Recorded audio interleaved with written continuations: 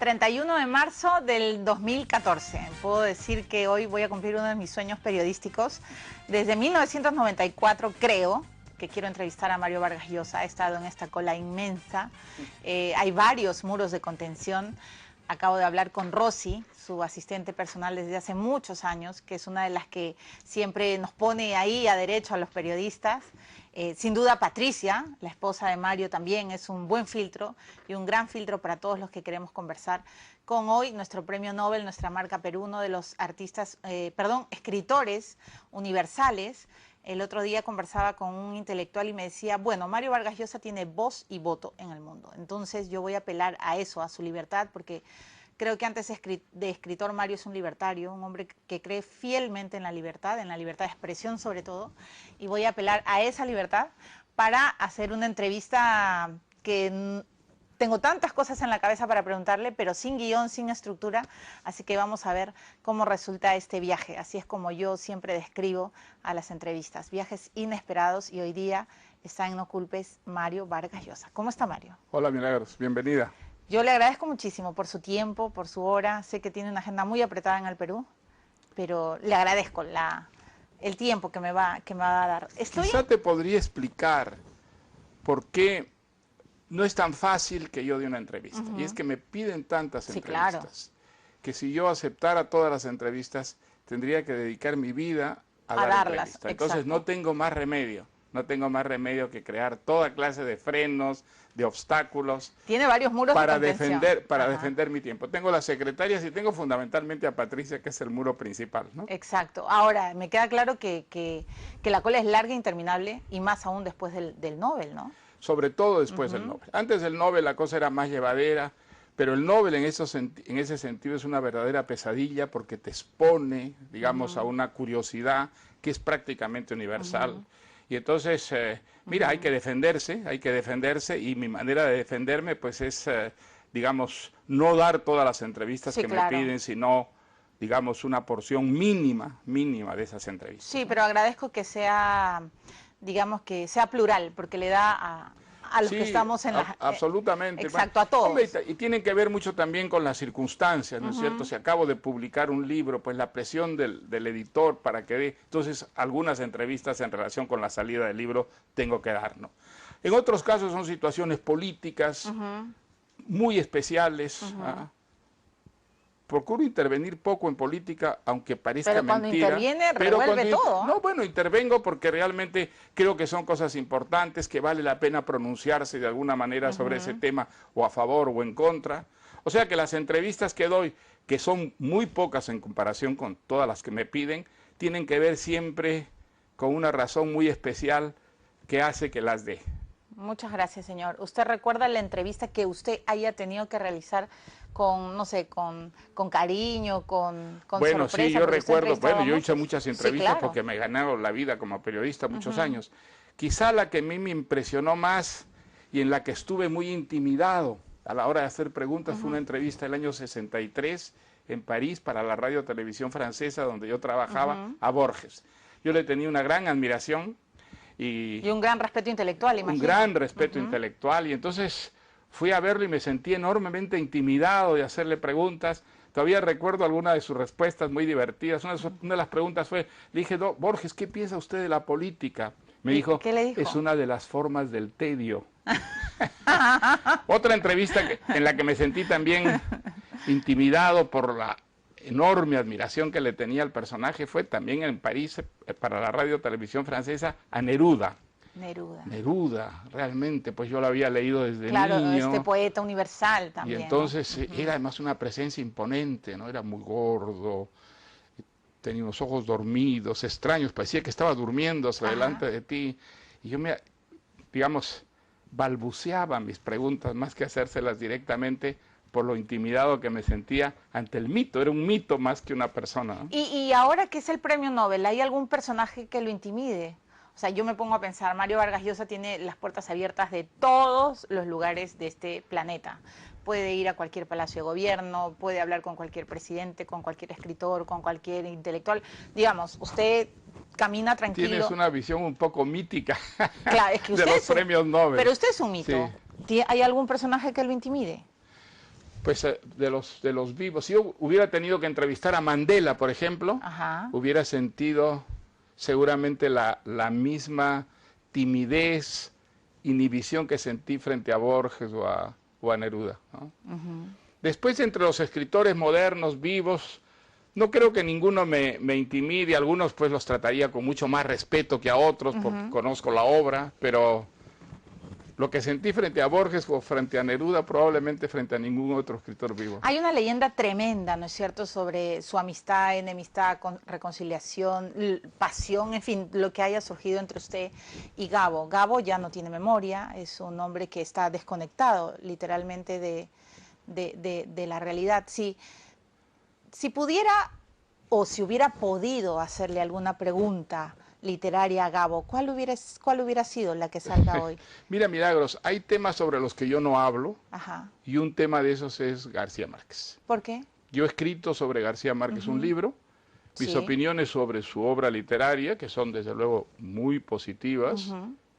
Es un libro escrito hecho desde la admiración. Sí, lo sé. Están allí. Y desde el respeto. Mis relaciones personales con García Márquez o con otras personas son personales, no las exhibo públicamente. No soy el escritor exhibicionista, hay escritores exhibicionistas muy respetables desde luego, pero yo no lo soy. Entonces pongo algunas barreras sobre esos temas porque me parece que son temas privados y que la privacidad debe respetarse. Me parece muy bien. Y yo siempre creo que el periodista puede preguntar y el personaje dice hasta dónde se puede Desde llegar. luego. Pero yo me ponía a pensar en esta relación literaria, ¿no? Porque de hecho ustedes dos son los grandes de América Latina. En 20.000 entrevistas he escuchado. ¿Con quién te quedas? ¿Con Gabo o con Vargas Llosa? Y claro, siempre está esta duda existencial Te de... puedo contar una anécdota que es una anécdota que a mí me impresionó tremendamente. Me ocurrió en un avión viajando de Madrid a las Islas Canarias, iba, me parece que a Santa Cruz de Tenerife, y vino la azafata de Iberia, del avión en el que estaba viajando, y me dijo, mire, hay un señor que le tiene a usted tanta admiración, dice que no quiere pedirle ni una foto, ni un autógrafo, simplemente darle la mano. ¿Usted permite que se acerque? Le dije, sí, por supuesto.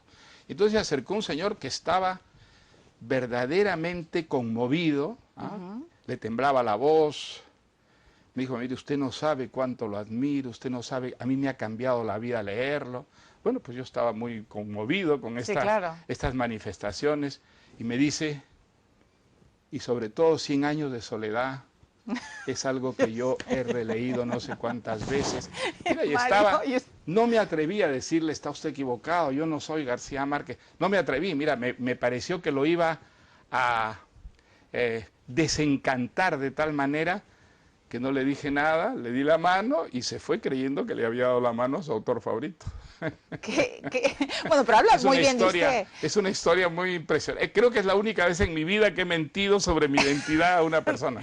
Mario, ¿cuántas veces has leído, perdón por tutear, cuántas veces has leído? No, tuteame, por favor. Gracias, Es una costumbre que es muy frecuente en España. En España ya el usted ha desaparecido totalmente. Sí. Los jovencitos tutean a los viejos. O sea, que no, pero mi mamá me dijo, hay que respetar a los mayores. A veces se me sale. Es que, además, yo tengo que confesarlo públicamente. Cuando lo entrevisto, es como que si estuviera leyendo eso, o encontrándome con el personaje con el que he estado tantas horas metidas en los libros, ¿no? Yo tengo que agradecerle, porque usted no solo ha sido compañero mío en largos silencios de mi vida, sino de muchos peruanos y de muchas personas. Me vas a poner colorado en cualquier momento. Pero es verdad, ya. yo creo que los escritores saben eso, que de alguna manera han sido compañeros de nuestras vidas.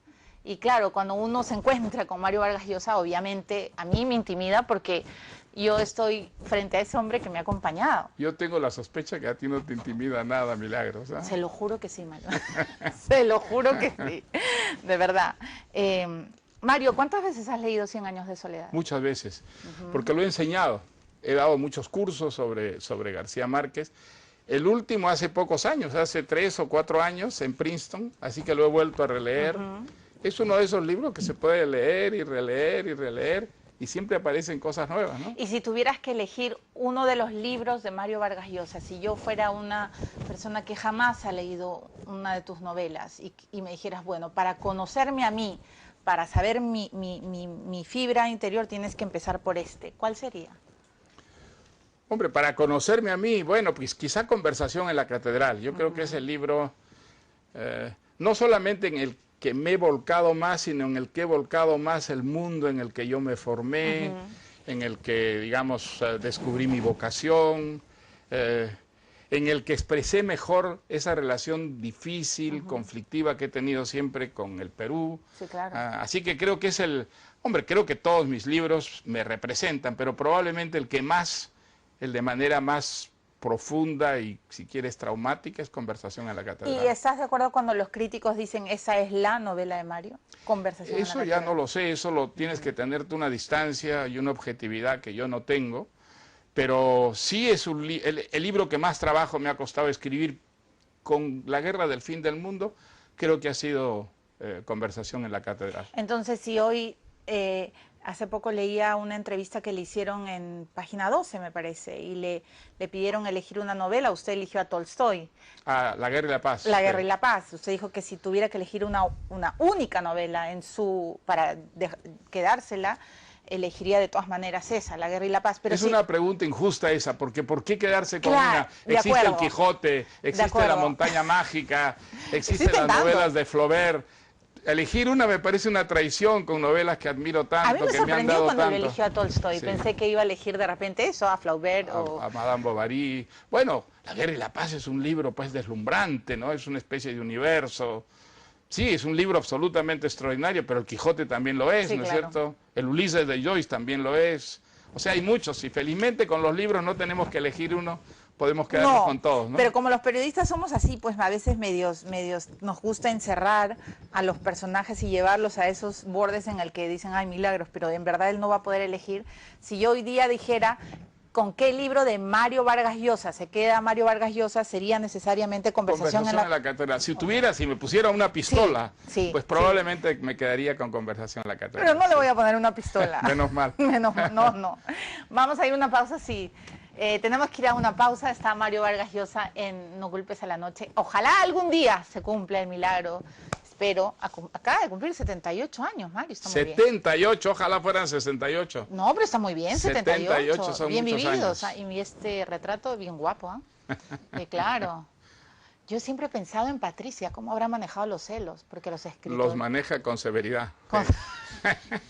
¿Usted es celoso? Sí. Mucho. Bueno, ahora ya no tanto. Pero cuando era más joven era muy celoso. Ya, pero déjeme decirle algo. El día que usted recibió el Nobel y le dedicó esas palabras a Patricia, se metió a todas las mujeres del planeta, pero acá. Menos a Patricia, porque es la única que no lloró. Patricia estaba llorando. Yo vi ahí algunas amigas en el... Yo lloré. Claro. No lloro mucho. Y vi a muchas amigas que lloraban. Y mi mujer absolutamente indiferente. No, absolutamente indiferente. No es verdad, no es verdad. Sí. Estuve el año pasado en Viva México y vi a Patricia. No, Patricia ama a Vargas Llosa. Ella es la que lo protege, la que lo cuida. Y el día del Nobel, cuando Mario le dedicó esas bellas palabras de amor a su esposa, yo creo que ella estaba llorando con todas las mujeres que creemos en el amor. Así que me voy a la pausa, vamos a hablar por supuesto de política, del Perú, de todo lo que me han dicho en Twitter y en Facebook. Ojalá a esta hora valgan por 2, 3, 5. Va a ser la primera de muchas horas que espero el escritor me dé. Ya regreso.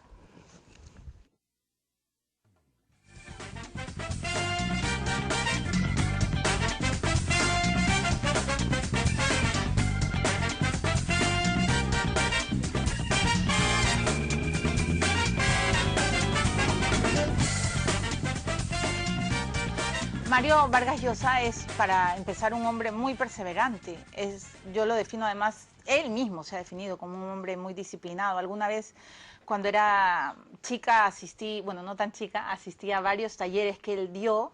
Recuerdo uno como si fuera ayer en la Universidad de Lima, donde habló de la arquitectura, de cómo él escribía, de cómo había que desgranar cada historia, estudiar a cada personaje y de esta sensación que tenía que todos los días tenía que darle y darle. De hecho, no tiene email, no contesta llamadas, no pierde el tiempo, solo lee, se concentra, corrige, vuelve a leer, y es esa su vida, ¿no? La vida de un escritor básicamente disciplinado. ¿Estoy diciéndolo bien, Mario? No, es la pura verdad, es en lo que soy muy disciplinado, porque es la única manera como yo puedo terminar un libro, trabajando con mucha perseverancia, impregnándome cada día más de lo que estoy haciendo.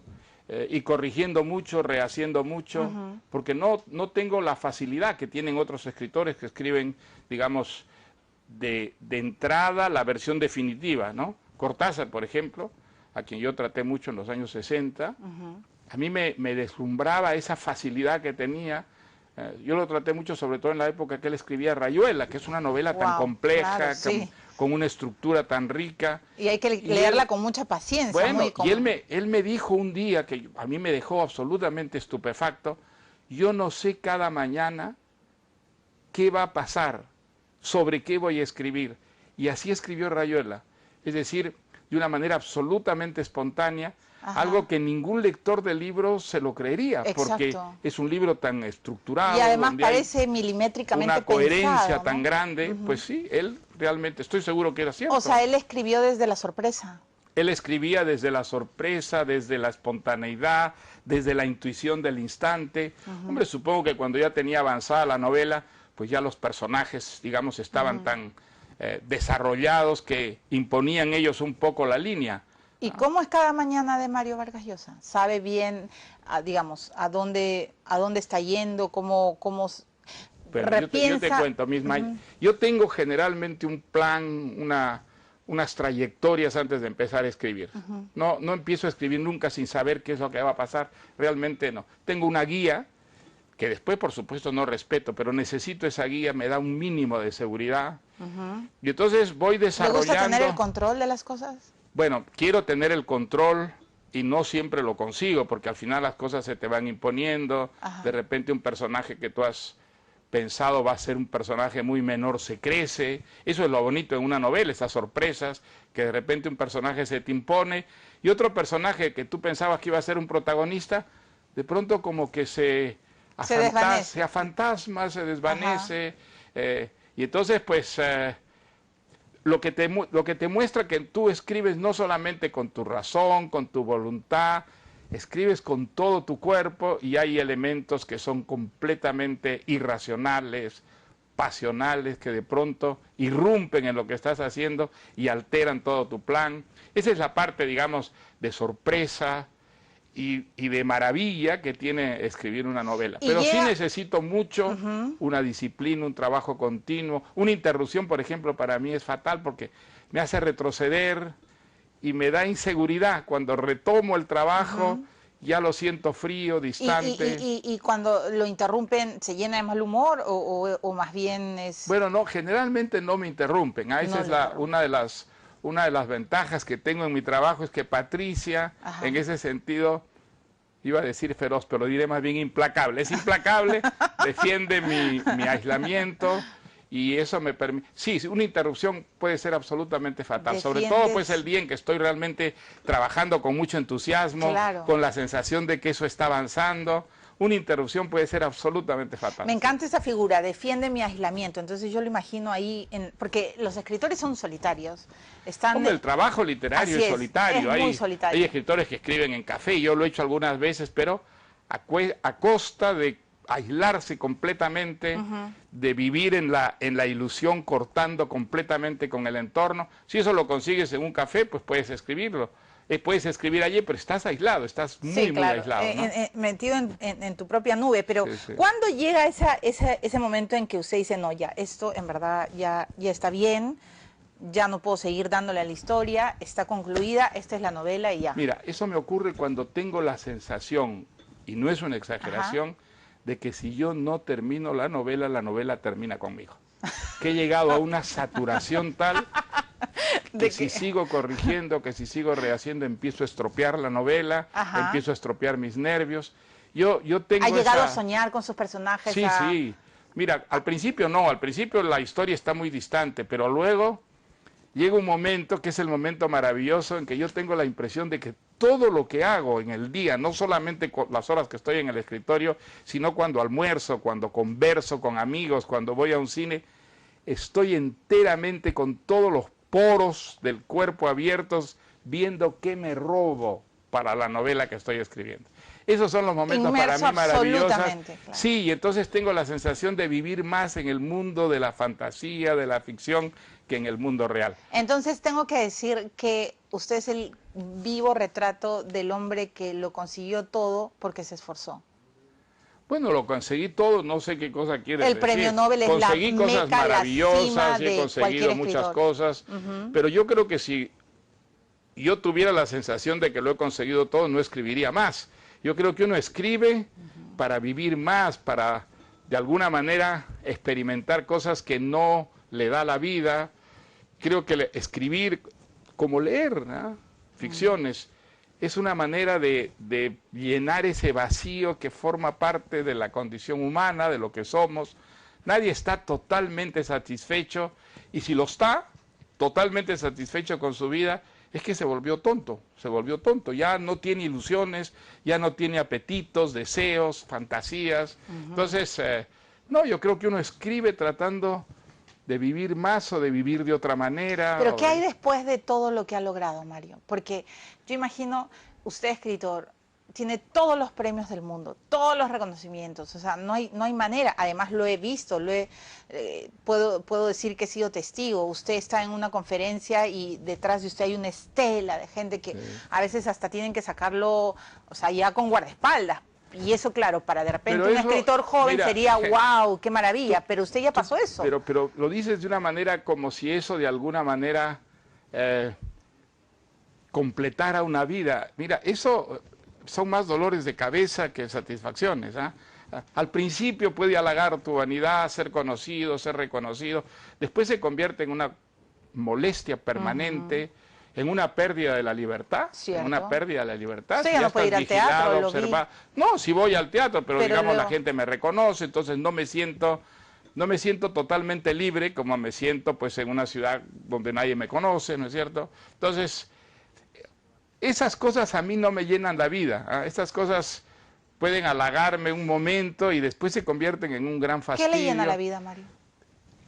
Yo quisiera ser un escritor como los escritores que yo admiro, como un Flaubert, como un Faulkner, como un Tolstoy. Yo creo que es el sueño de todo novelista, así como el de un poeta pues es ser un Neruda, un Vallejo, un Rimbaud, un Shakespeare.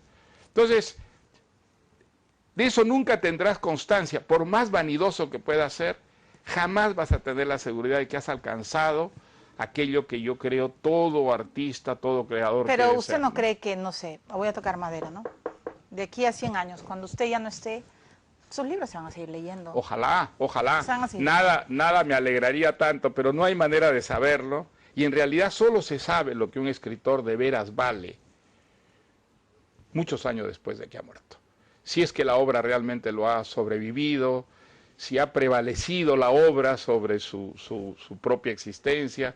Y eso es algo que un escritor jamás lo sabe, ¿no? Algunos son muy vanidosos y creen haber llegado, pero yo creo que en el fondo, cuando están solos, en la noche, por ejemplo, desvelados, saben que no saben, saben que lo que vale realmente su obra solo se sabrá con objetividad 50, 100 años después de muertos.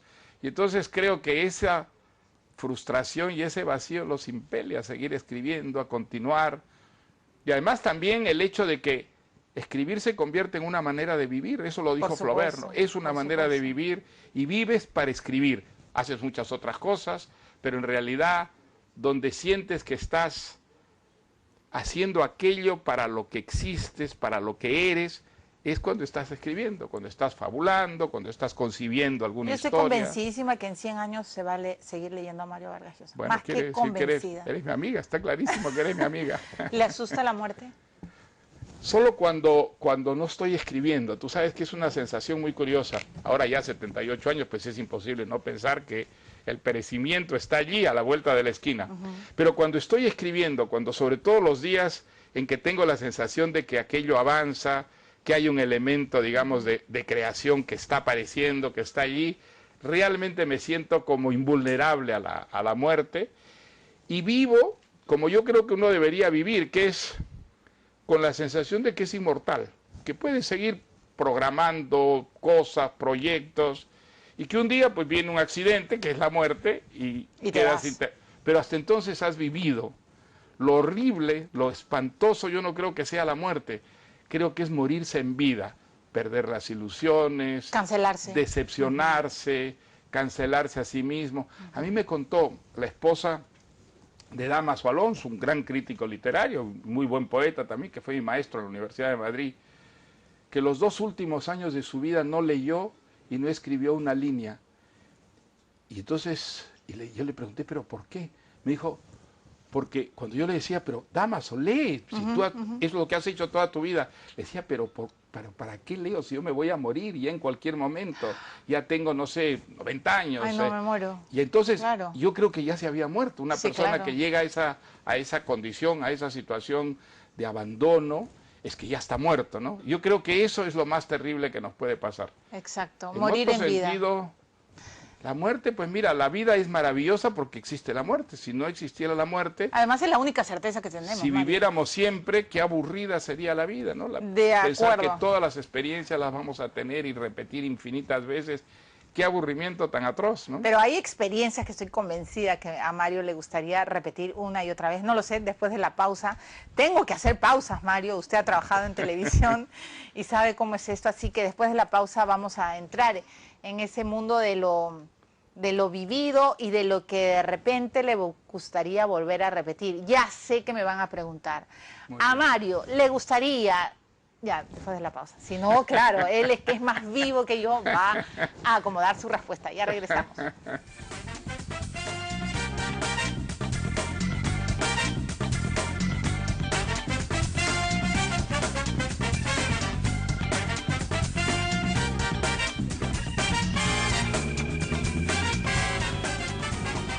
Mario Vargas Llosa está aquí en No Culpes a la Noche, estamos en su casa, tiene una biblioteca preciosa. Claro, yo le he dicho, por favor, si me puede heredar algunos titulitos, pero no, porque él se los está llevando a Arequipa, va a donar, tiene 30.000 libros, mi santa madre. No recuerda cuál ha sido el primer libro que se compró en su historia personal, pero asume que debió ser algún título de Julio Werner, ¿no es cierto? O de Salgari. O de Salgari. O de Alejandro Dumas. Alguno de ellos debió ser. Sí. Entonces, la mayoría de sus libros, o todos, se van a Arequipa. Todos. Todos. Se van ya está absolutamente decidido. todos. Pero ahora voy a ir entregando por pocos. Ya. Y el conjunto, la totalidad de la biblioteca, pues va a Arequipa después que me muera, ¿no? Ya, y si hoy día yo le pidiera un regalo, ya sé que no me lo va a dar, pero no importa, pero me voy a atrever y le diría, Mario, y regálame a un autor que yo de repente no he conocido en profundidad, ¿a qué novelista o qué autor me recomendaría? A ver, ¿has leído, por ejemplo, a Juan Bonilla, el que ha ganado Sí. el primer premio de la Bienal? Yo estoy leyendo ahora la novela y la verdad que es muy interesante.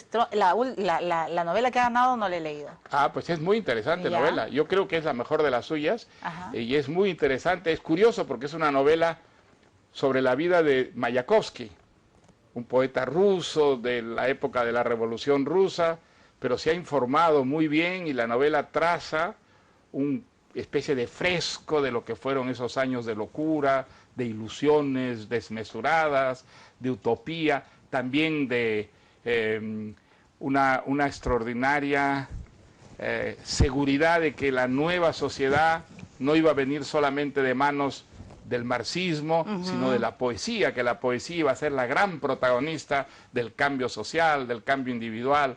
Está maravillosamente bien sintetizada toda esa época. Es una novela Me lo que recomienda. no la he terminado todavía, Pero pero la hasta está ahora leyendo. estoy realmente enganchado con la historia y la recomendaría sin vacilar. Muy bien, entonces la voy a comprar. Pero en el bloque anterior hablábamos de esas cosas que quizás uno quisiera repetir en la vida, o que de repente, a la luz de los tiempos, de los años transcurridos, uno dice, en verdad, fue una locura lo que hice o lo que estuve a punto de hacer. En el Perú siempre hay una pregunta que todos nos hacemos. ¿Qué hubiera pasado si Mario Vargas Llosa hubiera sido nuestro presidente en 1990? Cuando Bueno, usted eso revisa su... No hay manera de saberlo. No hay manera de saberlo, de todas Pero maneras. digamos, algunas cosas sí estoy seguro que hubieran ocurrido. No hubiéramos tenido la dictadura que tuvimos. No hubiera habido desde el poder ningún tipo de tolerancia con los robos, con los tráficos ilegítimos, ilegales. En ese campo estoy seguro que realmente hubiera hecho lo posible y lo imposible por corregir, digamos, una pésima tradición que tenemos en el Perú. Ahora, si hubiera tenido éxito, espero que sí, creo que teníamos un buen programa, creo que teníamos equipos muy buenos, pero digamos esa experiencia para mí no fue traumática, fue dolorosa. ¿La volvería a repetir? No. ¿De ninguna manera? De ninguna manera. ¿Por qué, Mario? Porque no tengo la aptitud, clarísimamente no tengo la aptitud de un político, no tengo la vocación de un político. Yo me vi un poco empujado a hacer lo que hice, a ser candidato. Hice lo posible, hice lo imposible porque trabajé muchísimo, pero nunca tuve la convicción que yo tengo cuando me siento en un escritorio a escribir. Mi vocación es la literatura, no es la política. Pero usted ha intervenido en política y ya ha puesto, digamos, varios puntos sobre las IES desde hace mucho tiempo. La estatización de la banca, sí, claro, la frenó usted. No, y voy a seguir interviniendo en política cada vez que haya algún problema importante, digamos, y que yo sienta la necesidad de pronunciarme. Eso lo voy a seguir haciendo porque yo creo, a diferencia de lo que creen muchos escritores hoy en día, que eso forma parte de la obligación de un escritor. Creo que un escritor es un ciudadano, que un escritor tiene la obligación moral de participar en la búsqueda, por lo menos, de soluciones en su país, en su sociedad, en su tiempo. Y entonces esas cosas las voy a hacer. Pero una cosa muy distinta ya es, digamos, intervenir en la política profesional, activa. Entiendo, nunca más como candidato, pero siempre como una voz que dice lo que piensa. Pero siempre opinando y participando en el debate cívico, sí, eso me parece que es indispensable. Yo quiero conocer un poco más su pensamiento actual, porque cuando leía sus declaraciones y cuando veía algunas entrevistas, no terminaba de resolver ciertas inquietudes. Usted es un hombre... Pues vamos a tratar de resolverlas. Gracias, Mario. Usted es un hombre muy... yo no sé cuándo empezó a decir con tanta firmeza las cosas que piensa, lo cual para muchos, imagino, genera anticuerpos. A mí me encanta. Yo prefiero que una persona diga lo que piensa a que lo esconda y luego lo diga detrás de cámaras o detrás de bambalinas y no termines de conocer su pensamiento. Por eso mismo me inquietó que usted sí pensara que el gobierno de Humala es impecable. Y se lo digo porque... No he dicho impecable, he dicho que el comportamiento de Humala, de acuerdo a aquello que prometió en el General de San Marcos, es absolutamente coherente. No se ha apartado de esas dos cosas fundamentales que prometió y que hicieron que gente como yo lo apoyara, a pesar de no haber votado por él en la primera vuelta. El respeto a la democracia, el respeto a las instituciones democráticas, el respeto a la libertad de expresión, el respeto al derecho de crítica. ¿A eso se refería? Yo creo que eso es algo que él ha respetado, que no ha violentado absolutamente ese juramento, y el respeto a la economía de mercado. Él se comprometió retractándose de lo que era su programa inicial, ¿no es verdad? De que iba a respetar la economía de mercado, es decir, iba a respetar la libertad de empresa, iba a respetar el derecho de propiedad. Siguió la hoja de ruta. Y lo ha seguido escrupulosamente hasta ese momento, y eso es lo que yo he defendido. Y sobre todo Entonces estoy entendiendo mejor, porque yo se lo digo y además apelo a su último libro, El héroe discreto, donde los protagonistas también son los extorsionadores, ¿no es cierto? El protagonista principal de su novela tiene una serie de problemas personales, familiares, porque está siendo extorsionado, porque ya no sabe si contratar a seguridad o si pagar por el chantaje. Y lamentablemente, Mario, en los últimos años en el Perú estamos viviendo eso. Así es. Y hay sicariato, y yo de verdad no sé a dónde vamos a llegar. Y sí decía, ¿por qué Mario no levanta la voz y por qué no dice esto que nos preocupa a todos? O sea, a mí Humala me parece bien que no se haya alejado de lo que prometió, pero me parece pésimo porque no ha devuelto la seguridad. Y acaba de pasar crímenes espantosos. Acabo de entrevistar a una niña que se llama Fiorella Nolasco, que a su padre lo acaban de matar. Horrenda historia, sí, Exacto. Sí, la he seguido. Entonces yo sí quería preguntarle cuál es su pensamiento sobre el momento inseguro que se está viviendo en el Perú. Bueno, yo creo que es un momento sumamente grave y que puede desgraciadamente agravarse todavía más, pero no creo que sea la culpa de Humala, no creo que sea la culpa de Humala. Creo que es injusto pensar que Humala o Alan García antes o Toledo hubieran podido resolver el problema de la seguridad. De acuerdo, en el Perú, él lo ha dicho, acabar que no con el sicariato. Bueno, pero mire, ¿y quién lo va a resolver? ¿Cómo lo vamos a resolver, Mario? eso tenemos que resolverlo todos los peruanos y partir además de un supuesto que es desgarrador, doloroso, que eso no tiene una solución inmediata, que eso desgraciadamente es un fenómeno que tiene que ver con el narcotráfico, que creo que es la fuente primordial, no solo en el Perú, sino en América Latina, de lo que es la violencia, y de un tipo de política que, por desgracia, es una política muy ineficiente. En el campo de la seguridad tenemos unas políticas que son muy ineficientes y las tenemos básicamente porque somos un país subdesarrollado, a pesar de que yo creo que el Perú está progresando, que el Perú está avanzando. Creo que hay más razones para el optimismo que para el pesimismo, pero partiendo de la, digamos, realidad, que es que somos un país muy subdesarrollado, es decir, que tenemos un poder judicial que es muy ineficiente, Claro. que tenemos un poder policial que también es muy ineficiente, y que hay unas complicidades que permiten la impunidad, que desgraciadamente es lo que genera cada vez más violencia. Sí, Esa es una realidad, desde luego, pero es una realidad que no tiene una solución inmediata y no creo que sea ¿usted no augura única. que Humala pueda llegar a solucionar al final de su mandato? No, yo creo que no. Yo creo que sería una ingenuidad creer que eso, ni Humala, ni ningún presidente. Creo que es un problema que se puede, digamos, encaminar en determinada dirección para que disminuya y disminuya. Sí, yo creo que, por ejemplo, las drogas, que es, creo, la fuente principal, podríamos actuar con más Claro, pero ahora realismo, ¿no es cierto?, del que hemos llevado hasta este momento, pero creo que es una ingenuidad pensar que eso en un periodo de 2, de 3 años va a encontrar a mí absolutamente lo que me una preocupa, Mario, solución. es que cada presidente que empieza a gobernar, tengo que ir a una pausa, pero sí le quiero plantear esto, obviamente dice, no empezó conmigo, ¿no es cierto? Y nadie, y en verdad no empezó con nadie, pero hasta Pero está dónde ahí, está ahí, pues, está claro. allí. Y usted es un hombre de tomar ejecuciones y lo ha demostrado siempre en su vida, ¿no? O sea, de hacer, de buscar el hacer. Entonces sí me preocupa de que bajo esa excusa política, porque todos los ministros del Interior, ya no sé cuántos ministros del Interior vamos a tener, Mario. Entonces dicen, sí, pero esto no es el problema, y se van un poco más al inicio de la República. Y entonces, ¿qué hacemos? Mientras tanto que No, el problema no es teórico, el problema es práctico y hay que actuar. Y desde luego hay que seguir atacando la delincuencia y el sicariato con mucha energía y denunciando todo lo que es tolerancia, complicidad, ¿no es verdad?, con esa violencia, sin ninguna duda. Y criticar a las autoridades que no cumplen su función como deben hacerlo, por supuesto. Pero aun cuando todo eso ocurra como debe ocurrir, no vamos a resolver el problema de la violencia en un plazo relativamente corto. No nos engañemos, esa es una realidad de nuestro tiempo y creo que debemos aceptar la realidad tal como es, aunque tratemos desde luego de mejorarla. Claro, ¿no? hay que aceptarla para combatirla, ¿no? Sí, exactamente. Vamos a la pausa. Al regresar voy a hablar, por supuesto, de sus relaciones. Yo creo que Mario es verdaderamente el consejero de Ollanta Humala. Cislo me dijo en algún momento, él tiene que contener a Ollanta, al presidente Humala. Así que después de esta pausa le voy a preguntar por eso, cómo son sus relaciones con nuestro actual presidente. Ya regresamos.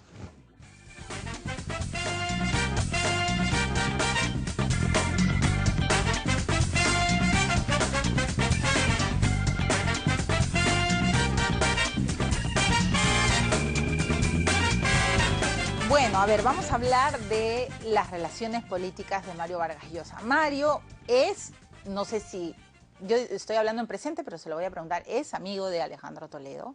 ¿Es todavía en presente amigo, Mario? Bueno, amigo, no sé si soy ¿Cabe amigo el de él, lo he término? visto mucho, Claro. cuando estaba en su gobierno, sobre todo. Digamos, tiene simpatías políticas Bueno, con yo él. voté por él. Así es. Yo las 2 veces que fue candidato a él, yo voté por...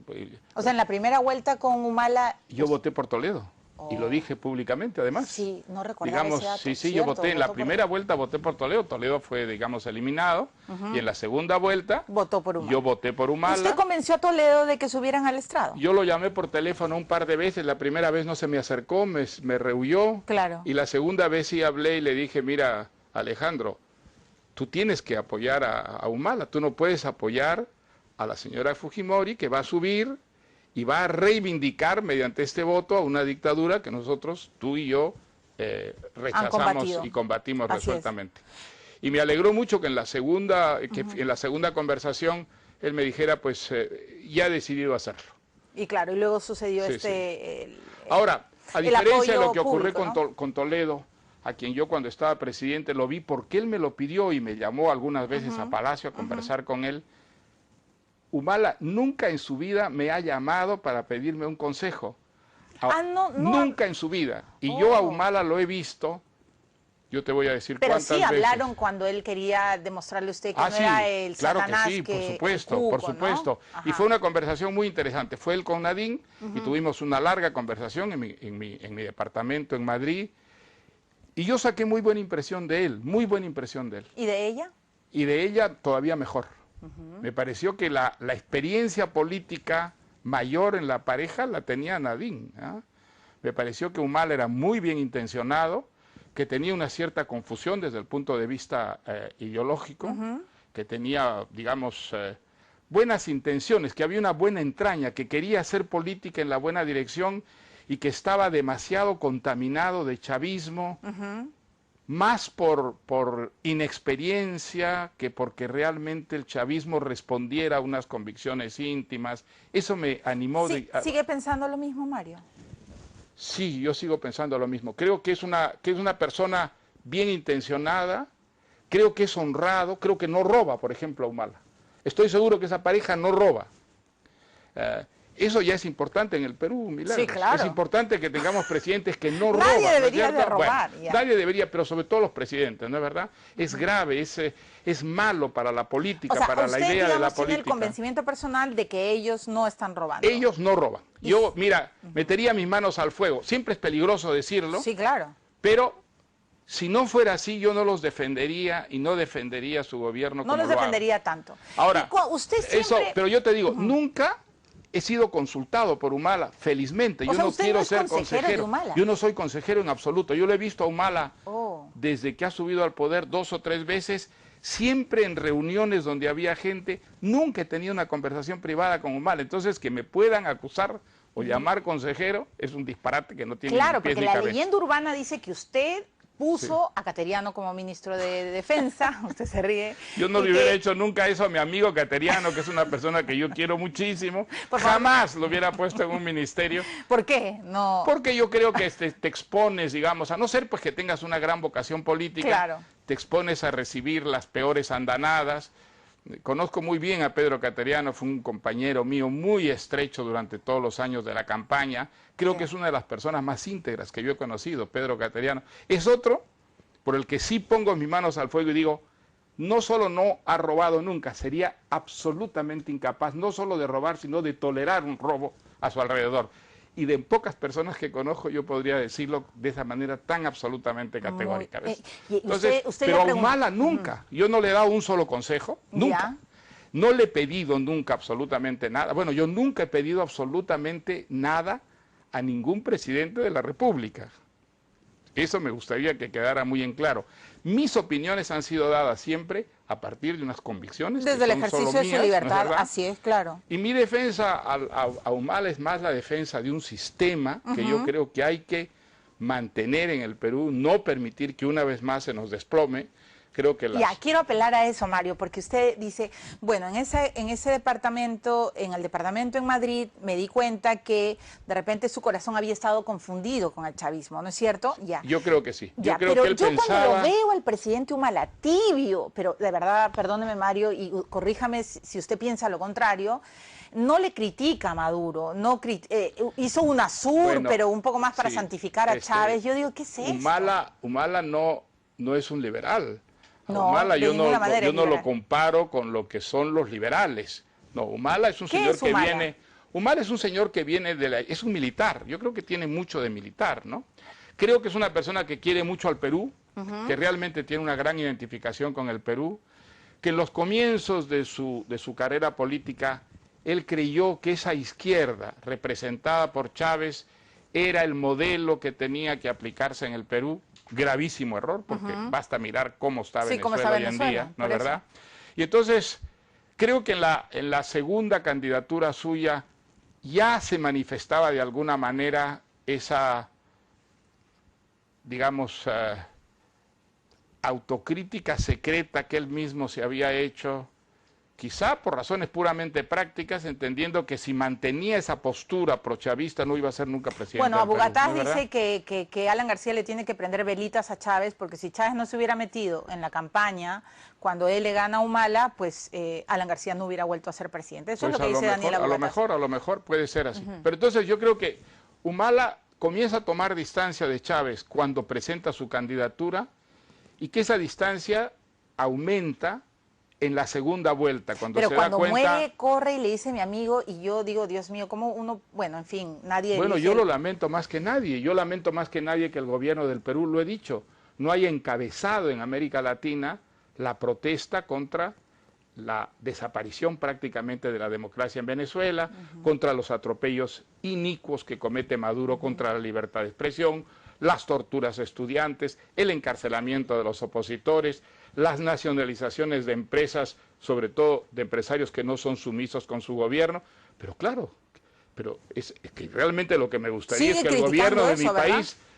¿Cómo sigo? Pues yo lo escribo todo el tiempo. No, yo lo y sé, que Mario. hablo de Venezuela Yo me lo sé, pronuncio Mario, sobre eso. y por eso lo Entonces, leo y yo digo, eso Mario está no ha muy cambiado claro. en eso, pero ¿cómo no le critica fuertemente a Humala que sea tan tibio? No, Porque... yo lo he criticado y critico a todos los gobiernos que, como el de Humala, mantienen una neutralidad frente al horror que es Venezuela. Exacto. Y porque que es un horror, ¿eh? digamos, que no solamente va a perjudicar a los venezolanos, sino que si Maduro se impone y establece la dictadura que él pretende, eso es una amenaza para todo América del Sur.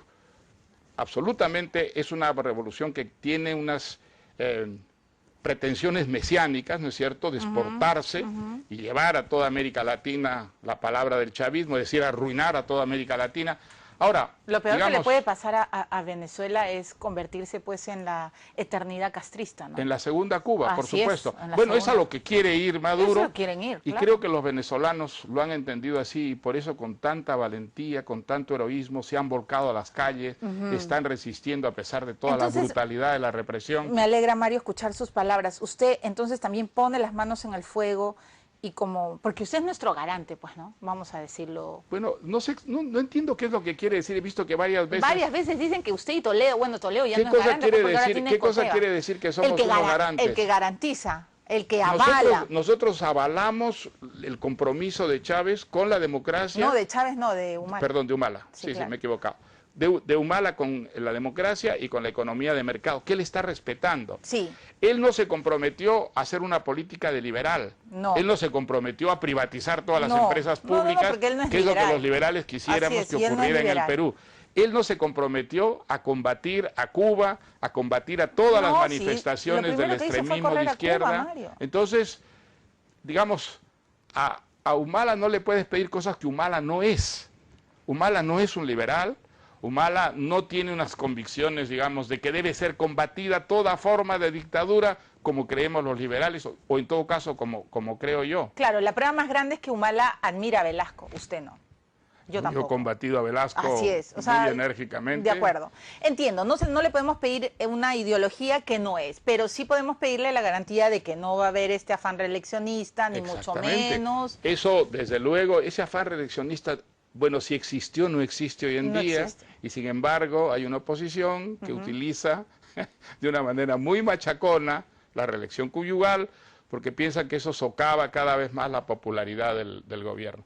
A mí me parece muy bien la crítica, yo estoy totalmente a favor de la crítica, pero no en, digamos, minar las bases de la legitimidad de un gobierno que es legítimo. De acuerdo. Entonces, esa es la razón de mi intervención en política ahora esta vez que he venido, yo siempre se la voy a agradecer, porque creo que es absolutamente indispensable que nosotros no permitamos que se nos deteriore una vez más el sistema democrático. Se lo voy a agradecer siempre, Mario, pero también quiero decirle que quien empezó con el jueguito de la reelección o de la pareja o de lo que sea fue el propio Humala, Mario. Bueno, pero nosotros también salimos, todos, digamos, quienes creemos que eso no es aceptable porque no es legal, salimos a decírselo públicamente y Nadine salió y dijo, no voy a ser candidata. Después de 2 años. ¿Sí o no? Sí, de 2. Bueno, muy bien. Pues lo dijo y lo dijo de una manera categórica. Entonces, eso está zanjado. Ese problema ya no existe. De acuerdo. Nadine no va a ser candidata. No va a ser candidata. Y si tuvieran por X, Z motivos la aventura, usted pues vamos a salir a protestar Así enérgicamente y no lo vamos a permitir. ¿No es cierto? Sí, y eso que quede clarísimo. Bueno, pues está muy bien. En el 2021, ¿usted va a votar por Nadine o por Humala? ¿Quién le gustaría que sea el candidato? A mí me gustaría que fuera Nadine.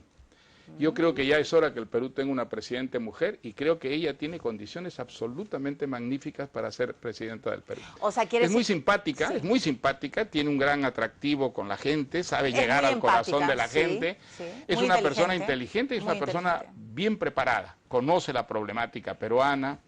Ahora, hay que ver si el baño de mugre que está recibiendo lo va a resistir. El gran problema en el Perú es que para ser un político exitoso hay que ser capaz de recibir el baño de mugre, ¿no es cierto?, que impone la política peruana. Ya, pero entonces Lourdes ya usted la descartó de plano. Yo no creo que vaya a ser candidata, Lourdes, lo ha dicho, yo le creo. No va a ser esta vez, pero yo habla del 2021, o sea, usted a Lourdes no la ve nunca como presidenta. Bueno, Lourdes no hubiera sido una mala presidenta, pero creo que Lourdes de alguna manera quedó desencantada. Claro. Creo que ya no es una persona que está en carrera. Tengo esa impresión. Hay otra mujer, por ejemplo, que yo creo que hubiera sido muy buena presidenta del Perú, que es Beatriz Merino. Beatriz Merino es muy inteligente, trabajó conmigo y fue magnífica asesora en mi campaña, pero Beatriz es una persona que no puede resistir el baño de mugre. Está ontológicamente incapacitada para recibir los insultos, las calumnias, las vejaciones. Bueno, es que hay que tener un cuero hay que tener una piel de elefante. Ella no la tiene y yo creo que eso ya la ha puesto fuera del juego político. Me voy a la pausa. Lo que me queda claro espero que Nadine no y que sea nuestra candidata el 21. El 21. Y me queda clarísimo que si de usted depende, Keiko jamás va a ser presidenta del Perú. No, si depende de mí, ella no va a ser nunca presidenta del Perú. Básicamente porque es la hija de Alberto Fujimori. Fujimori. ella va a reivindicar, ella nunca ha roto con lo que representó la dictadura de su padre, ella al contrario, la defiende. Si ella rompiera que es una con buena lazos, hija, si ella rompiera con esos lazos. Tendría que romper también con buena parte de sus adeptos y asesores, que son todos salidos directamente de la dictadura, una de las más corrompidas y una de las más sanguinarias que ha tenido el Perú. No, y a veces eso vale no la pena tenerlo siempre presente. Lo tengo presente, pero siempre me pregunto también qué hacemos y qué va a pasar con ese 20% duro de los peruanos.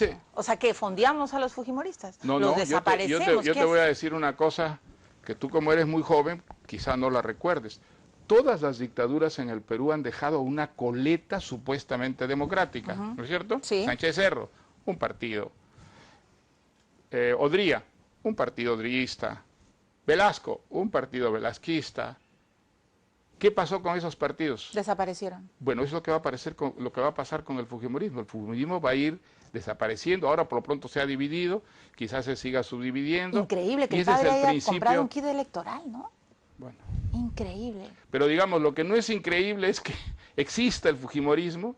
Todas las dictaduras han dejado esa coleta y todas se han ido extinguiendo poco a poco, felizmente para la democracia peruana, ¿no? Vamos a ir a una pausa. Tengo un último bloque, tengo un último bloque final con Mario Vargas Llosa. Por favor, le pido al dios Cronos, era el dios, ¿no? Que se extienda, que 5 minutos se conviertan en 5 horas, que se haga un milagro. Después de la pausa regreso con Mario Vargas Llosa.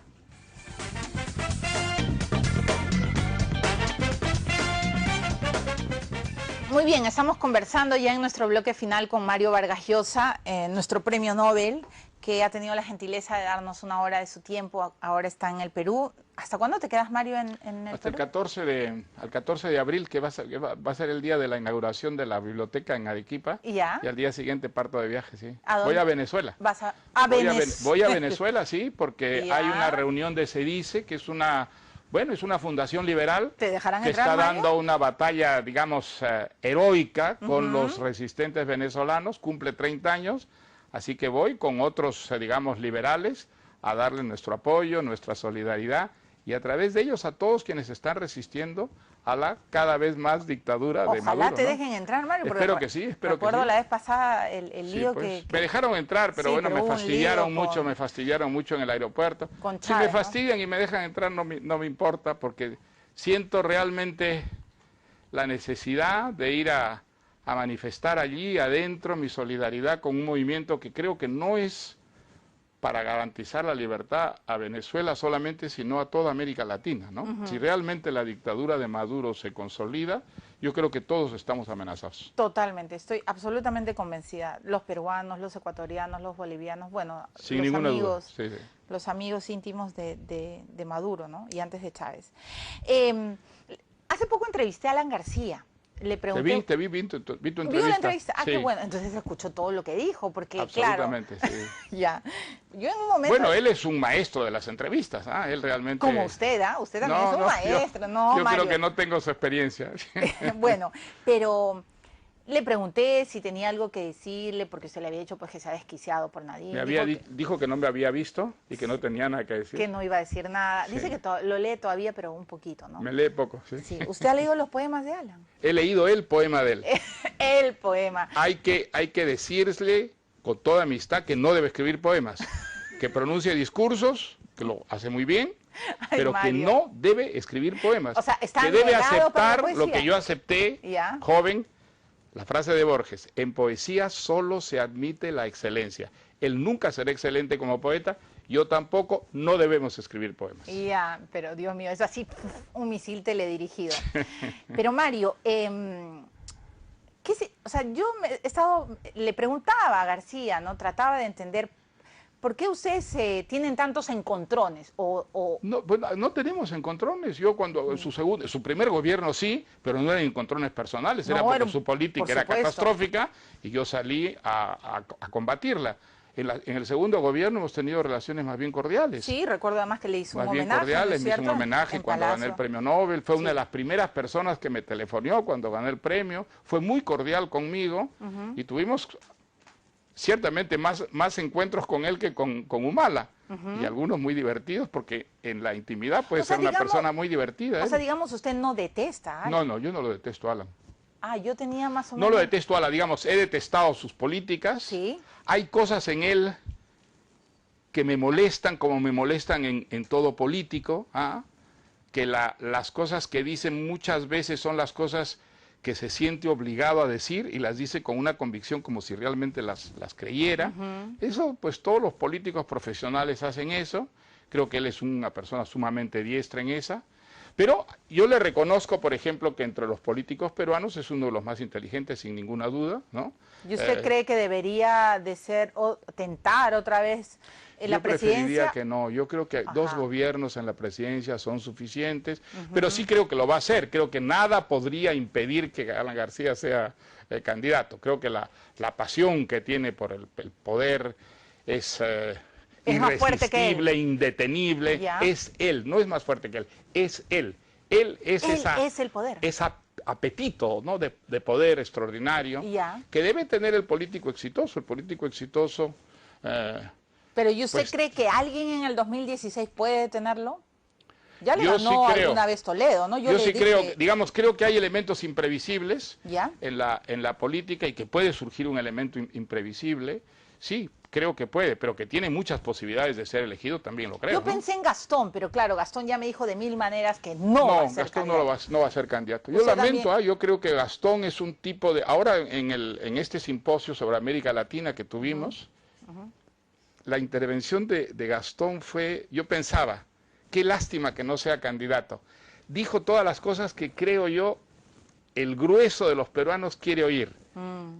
Que en lugar de hablar de política, de las luchas internas, se hable de los empresarios que trabajan, que se rompen el alma, que salen adelante creando trabajo a su alrededor.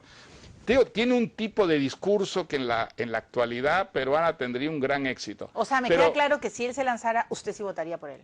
Probablemente votaría por él. Probablemente. Probablemente votaría. Bueno, habría que ver pues cuáles son los otros candidatos, pero tengo mucha simpatía con el personaje que es Gastón.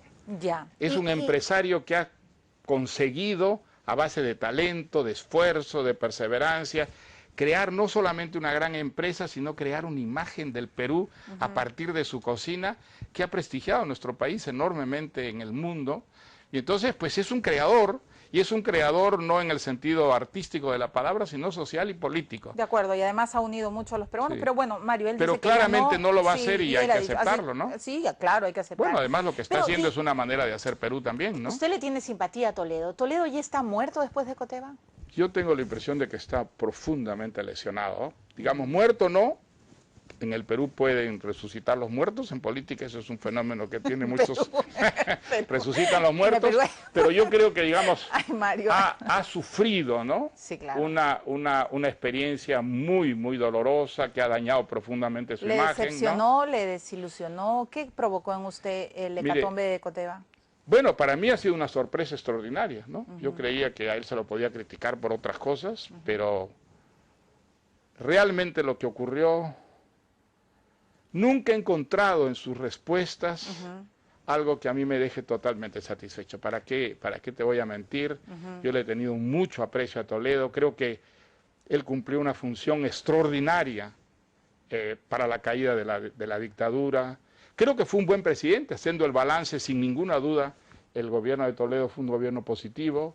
Democrático, para empezar. Democrático, permitió que hubiera juicios a los corruptos, muchos corruptos fueron condenados en juicios impecables en la época de Toledo. Pero lo que ha ocurrido, esas denuncias, yo creo que nunca han sido suficientemente aclaradas y a mí me han dejado un mal sabor en la boca. Te lo confieso, con mucha pena, pero me han dejado un mal sabor en la boca. Sí, yo estoy de acuerdo, Mario, porque él solo se ha enredado, ¿no? Yo nunca he encontrado, digamos, convincente las explicaciones que él ha dado a este respecto. Y bueno, ya veremos qué dirá finalmente la justicia, ¿no? Muy bien. Mario, quiero apelar, solo me puedes regalar 2 minutos. Te regalo todos los minutos Muchas que quieras, gracias. Milagros, por favor. Muchas gracias, Mario. Estuve leyendo en tus entrevistas pasadas, en tus repasos biográficos, cuándo empezó tu separación de Cuba, ¿no es cierto? Cuando este Mario, que creía en la Revolución Cubana, empezó a, no sé si la palabra sea mutar, pero luego se fue convirtiendo en el liberal que hoy... Ocurrió cuando la SUMAP. Exacto. Ocurrió cuando la SUMAP a mediados de los años 60, bueno, 66 me parece que fue, cuando se creó este eufemismo de la SUMAP, unidades movilizables de apoyo a la producción, que en realidad eran campos de concentración. Exacto, y quiero llegar a ese punto, Mario, Sí. Permíteme redondear mi pregunta porque me permite ir a un tema muy actual en el Perú. Dijiste varias veces que te había dolido, espantado, alejado mucho de la Revolución Cubana esta suerte de abuso radical, no sé cómo expresarlo, contra la comunidad gay, ¿no es Sí, cierto? por supuesto, Que- sobre todo contra jóvenes artistas, poetas, que eran fidelistas, eran castristas, estaban identificados con la revolución y en esa racia que hicieron, pues fueron a los campos de concentración junto con criminales comunes, contra revolucionarios, algunos se suicidaron. Fue un hecho muy duro, feo, y fue la primera vez que yo empecé a preguntarme, ¿realmente estoy defendiendo un régimen que yo quiero para mi país, para América Latina? Ahí tuve las primeras dudas y además le escribí una carta a Fidel Castro privada, manifestándole todas estas dudas, estas críticas. Sí, claro, te dejó pasmado. A mí me traumatizó mucho, no esperaba yo de Cuba una cosa así, De acuerdo. quizá porque me había hecho una idea un tanto mítica de lo que era la revolución, pero efectivamente allí empezó mi alejamiento. Se lo pregunto, Mario, porque hoy día en el Perú se ha instalado esta discusión sobre la unión civil. Y Monseñor Cipriani, en un inusitado mensaje, al menos a mí me ha sorprendido, ha dicho que debería haber un referéndum y que se debería pues de decidir si... Hubiera sido formidable, Milagros, que Cipriani pidiera un referéndum cuando el señor Fujimori ordenó que se castrara, engañando a miles de campesinas. No es verdad que se las esterilizara, a consecuencias de lo cual algunas murieron. ¿Por qué no pidió un referéndum en ese momento? ¿Quieren los peruanos que se castre así sistemáticamente a las campesinas para que no tengan hijos? Hubiera sido estupendo. Estoy seguro que no hubiera ganado ese referéndum el señor Fujimori ni el señor Cipriani.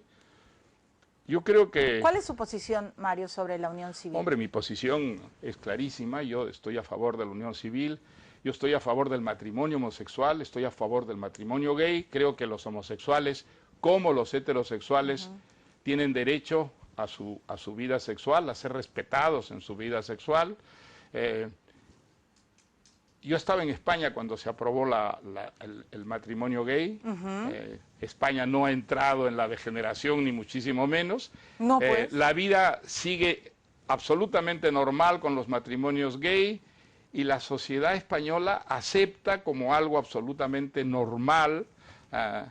Ese es un paso fundamental en lo que es los derechos humanos. Por supuesto, Mario. Fundamental. ¿Qué hubiera pasado si uno de sus hijos venía y le decía a Mario, soy gay, papá? Pues yo le hubiera dicho, vamos a dar una batalla juntos, hijo, porque este es un país donde hay todavía un machismo homofóbico, brutal, primitivo. Vamos a enfrentarnos juntos a esto, vamos a dar esa batalla juntos, porque luchar por eso es un acto de justicia y lo va a hacer muchísimo más si se trata además de defender a un hijo mío. El congresista Bruce está como el llanero solitario. No, Bruce yo creo que tiene muchos apoyos. Sí, yo creo que tiene muchos apoyos en el Perú. En el Congreso no mucho, Mario. Bueno, pues espero que en el Congreso la presión de la opinión pública sea suficientemente fuerte para que se apruebe la ley de las uniones civiles. Creo que es un acto de justicia, y es un acto de justicia que en nombre de los derechos humanos debemos respaldar, ¿no? Muy bien. ¿Tengo que terminar? Dios mío. Mario, ¿me va a dar otra entrevista, por favor? Sí. Mira, tienes que pasar por Patricia, eso tú sabes que es irremediable, pero estoy seguro Patricia que me va a decir en me has hecho una entrevista tan cariñosa, tan simpática, que estoy seguro que la va a conmover a Patricia. Tenemos que volver a tener una entrevista, Mario, y tiene que escribir alguna vez, ya se lo digo personalmente. Yo leí su maravillosa crónica que le hizo pues a su hijo... A mi hijo el etíope. Mi hijo el etíope, que es extraordinario. Es una crónica que a mí me desmoraliza un poco, porque yo he recibido más cartas por esa crónica que por todas mis novelas. Entonces, es un poco deprimente, ¿sabes? No, pero yo digo, tiene que escribirle también a Morgana y tiene que escribirle a Álvaro. Álvaro y usted están un poco peleados. ¿Peleados? No, nunca nos... Tenemos ideas distintas. Sí, eso sí se nota. Tenemos ideas distintas, tenemos discrepancias. Álvaro, por ejemplo, con nada. Humala no mucho, ¿no? ¿Con quién? Con Humala no está muy... No, ahora no, pues ahora más bien veo que lo critica. Sí, claro. Sí, que lo critica mucho. Usted le ha llamado y le ha dicho... Creo que no critica a Nadine todavía, ¿no? Creo que todavía. Menos mal, porque ahí podemos terminar a puñetes. Uy, Dios mío, está bien. Bueno, ya me quedó claro que el 2021 usted votará por Nadine. Bueno, si estoy vivo, ¿no? Porque ya voy a estar muy crecidito en esa época. Va a estar vivo. Gracias, Mario, por la entrevista que nos ha dado, y espero de verdad que me pueda otorgar una hora otro día, porque hablar con usted de literatura, de política, en fin. Claro que sí, con mucho gusto. Es inagotable. Gracias. Ha sido Mario Vargas Llosa. Lamentablemente tengo que terminar el programa porque Mario tiene una agenda tan apretada.